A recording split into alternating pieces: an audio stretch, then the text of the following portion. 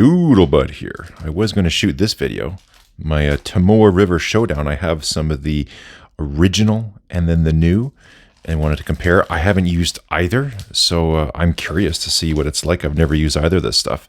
However, I'm going to do something else first. I want to talk about these little pens here. These are the Jinhao, not the Jinhao 10, the Jinhao 20. So their new updated version of the ever so popular clicky Pilot Vanishing Point. So Mahjong has their version, and now Jinhao has theirs. The Jinhao 10 was like, a few things I liked about it, but I didn't like it as much as the Mahjong. But this Jinhao 20, wow, I really like this one. So I ordered two. I have a fine and an extra fine. Liked it so much I ordered 3 more because I want to do fun stuff to the nibs. So that's how much I like these. I want to run through these with you really quick. Just talk about them because I find these very interesting. So let me tell you why. First up, the Mahjong A1 in this fish scale with the black. Up until the Jinhao 20, this was my favorite, cheaper clicky pen. I just felt I really like this texture on it. I like the look of it. I love the design. The clip doesn't bother me a ton, but it's pretty good. And just, the feel, the look, the balance, everything. My favorite clicker, it only had an extra fine nib. It's decent, but a little bit bigger would be nicer. So now they have the new Mahjong A1 that you can get with a fine. So I could swap this one, put it in here. Pretty good setup, right? But then, again, not as good as the vintage Vanishing Points. Those are my favorite. The modern ones are still good. I like the older ones better. This is your first time hearing me say that. Well, I say it a lot. I like the older ones better. Just aesthetics, but also comfort. I like the body diameter more. The clip being lower, it bothers you even less. You could see lower profile. See how it bumps up? And the modern ones do that too. This is right tight against the body. So it's even better for your standard pinch grip. You really don't even feel this clip. You barely feel it. So that's why I really like the old ones too. Just dimensionally, but also big time comfort, styling, absolutely. So then what is it? The Mahjong A2 comes along, a lot closer. The clip bumps up there too. Doesn't have the one piece. And it's okay. It's all right. It didn't really do it for me. I don't know what it is. It should do it for me, but it doesn't. So it doesn't. And then the Jinhao 10, I don't even know where mine is because I really don't like it that much. So I have no idea where it is. But the Jinhao 20, again, all the subtleties in these things, this thing just floats my boat. I think it just has to do with the body. The Jinhao 20 is a little bit thinner, it seems. I should find it because I should do the measurement. I can't find it, but I quickly looked online and people are getting about 13-ish millimeters for the body. And this is the Mahjong A1 and it's 13 millimeters. So I think the Jinhao 10 is right around the same dimensions as the Mahjong A1, which is 13 millimeters. If I grab these guys here, metal body one is about 12 and they have this plastic bodied one, same thing. If I go for the vintage one across the flats, about 11.8. So they're very close in dimensions. So that, again, we're not talking much here, but that extra little less of a millimeter does make the pen more comfortable.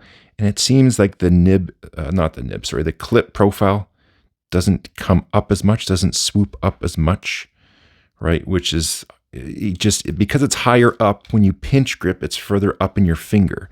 When it's flat, it's further down in your fingers, cover it, so you don't really feel it as much. And it's that slight little difference. Smaller diameter and less of a bridge effect on the clip makes the pen more comfortable. At least for me, it does. The A2 is actually fairly similar, a bit of a flatter clip profile as well. And I measured just at the start. And this is where I sort of grip it right down here. It's only a little bit higher, like 0.5, 0.6 millimeters higher there. So again, just the profile just changes a little bit. And depending on how you grip it, and at least for me, that little detail makes a huge difference. I checked out both the nibs under my loop when I first got them, and I just went, wow, those are aligned perfectly. Really, really nice tuning, the wetness, the gap, everything. I believe on my Jinhao 10, I remember when the nib came out, it was pretty bad out of alignment. Everything's really square. It's dead nuts in here now. So I really like that. I can't even remember I purchased these. It was on AliExpress somewhere, and just like there was some crazy flash sale from a seller I'd never heard of before. So I was a little bit worried, but it took them a while, but they arrived. But yeah, the pens were just, I couldn't say no to it. I think there was something like $9 Canadian each with free shipping. So I said, whatever, let's go for it. I'm glad I did. I like the look of this black one here. You can see through it a little bit, which is nice. Now, this is a thought I had. I have a laser. And one way to step this up a little bit more would be if I use my laser and then cut in a little oblong ink window here. Right? You could have it on both sides or even just the one side. Probably, well, both sides. You got to get some light through. And then you could check your ink level because the cartridge is down in there. It's holding it all nice and secure. I don't want to get ink on that nice little case. But yeah, the only way to check it is to pull the converter out. But if I just had a little window, all right, that'd be sort of cool. I think you could see it in there. It'd be good anyways if these had that. Just be for any, you can't do an ink window on this pen. But at least if you could pull the unit out and you could see the ink level, that'd be a nice little feature. So I think I'll try out my laser and see if I can do a nice little cut and put a little ink window there on the side. That would be the only little extra tweak I would do in here. But the clicker is nice. It's not as precise as the Namikis, right? The Pilots. But I do find the spring is a little bit softer. So it's a easier click. I actually like this spring tension more, a little bit softer. I appreciate it. I have these both loaded up with Jinhao Blue Black. That's been one of my favorite inks lately for this year. It might even be my favorite ink for this year. I really like it. It's quite wet, but I really like the color. It's nice and smooth. So what I'll do now, I'll write with them, the extra fine and the fine. And I have to tell you, they feel fantastic. The polishing and the alignment and all this, the profile on the tipping, I was really happy with that when I saw it. The gap was perfect. And I really like how these feel on the page. Like, just fantastic. I got this new Clairefontaine book. Been really happy with this one. This is fairly reasonable. Actually, like what about $10 Canadian here, 120 pages. So I think that's pretty reasonable. I do like my Muji for my everyday kind of thing because it just really fits that use case quite well. But for proper writing, if I'm going to sit down and I want to do really nice writing, take my time, I do prefer Clairefontaine pretty much over anything else. Over Rhodia, I think really over anything else. Clairefontaine is my absolute all-time favorite paper for nice writing when you want to take your time and want a quality paper.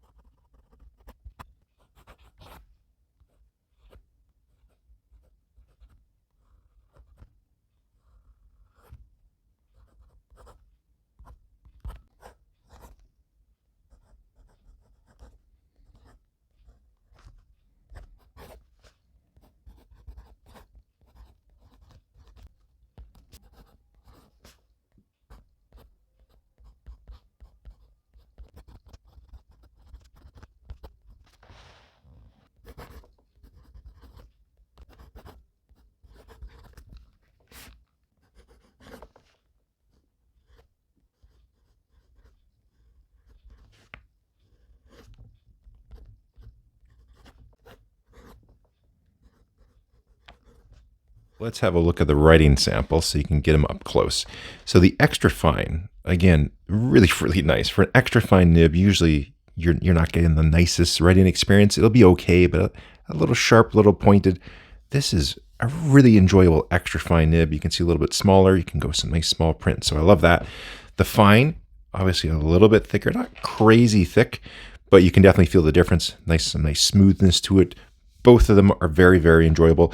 I went down here to do a little bit of a sample, a little bit of a comparison. So that is the Jinhao 20 extra fine. There's the fine. This is my Namiki one. I have the 14 karat medium. Very close to the fine here. I'd almost say it's a tad smaller than the Jinhao 20 fine. And then this is a Jinhao 82 medium nib. And you can see it's about the same as the fine here. Very close to each other, maybe even. This is a touch thicker. So it was quite interesting. Usually their extra fines are quite extra fine. It wasn't quite what I was looking for. I'd say this is closer to more of a Western fine, somewhere in that range. And this is like a medium fine, potentially even a thin medium. So very enjoyable pens. I like the nib point size. Sometimes if it's too fine of an extra fine, at least for me, it's just too fine tipped. I don't enjoy it as much. This is a perfect balance, at least again, for me. Let's do some weights. I quickly jumped to my Jinhao 10 video.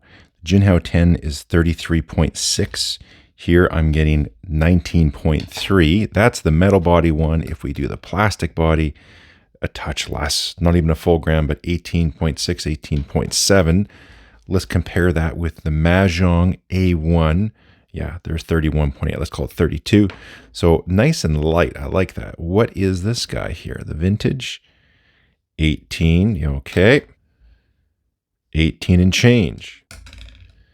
So they're nailing that weight, which to me, I think is a really, really big thing. Oh yes, and the A2, a touch more. It's strange. It's so close to the Jinhao 20, but for whatever reason, I don't really like the A2, the Mahjong A2. I really prefer the Mahjong 20, the Jinhao 20. It's tough to keep track of everything and keep heads and tails when you're doing these videos. But bottom line, like you've seen here so far, I really enjoy these so much that, yeah, I didn't care for the Jinhao 10. I got one to review. I was not interested in acquiring any more at all. But this one, yeah, I got these two bad boys and ordered 3 of them right away, all with fine point nibs. I want to try grinding one to a cursive italic, another one to an architect, and then laser blast, the other one. Because the feedback I'm getting on these laser Jinhao 82s,